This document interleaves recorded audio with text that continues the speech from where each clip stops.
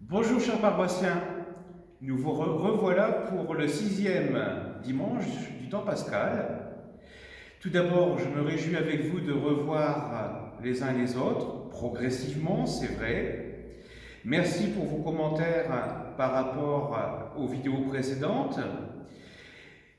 Une question m'a été posée sur le web me disant si il n'y a plus de confinement, est-ce que les vidéos vont se terminer? Tout d'abord, non. Au contraire, cela va nous permettre de lancer une autre aventure avec de nouveaux projets par la suite. Pour les temps de célébration, nous attendons la réponse du gouvernement au moins pour le 29 mai, pour que nous puissions vivre la Pentecôte ensemble. Alors, on vous dira, bien sûr, plus d'informations dans peu de temps.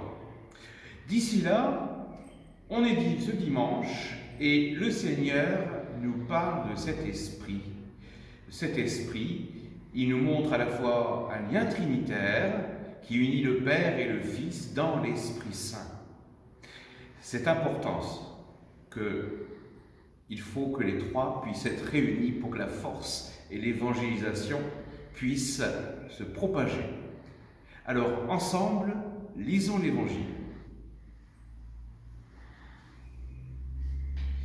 De l'Évangile de Jésus-Christ selon saint Jean, chapitre 14, versets 15 à 21.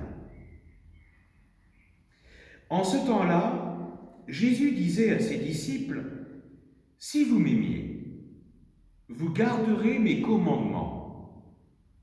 Moi, je prierai le Père, et il vous donnera un autre défenseur, qui sera pour vous, et avec vous, l'Esprit de vérité. Lui que le monde ne peut recevoir, car il ne le voit pas et il ne le connaît pas. Vous le connaissez, car il demeure auprès de vous, et il sera en vous. Je ne vous laisserai pas orphelins, je reviendrai vers vous.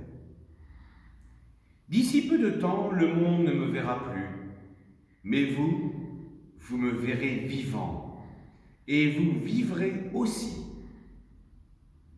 En ce jour-là, vous reconnaîtrez que je suis en mon Père et que vous êtes en moi.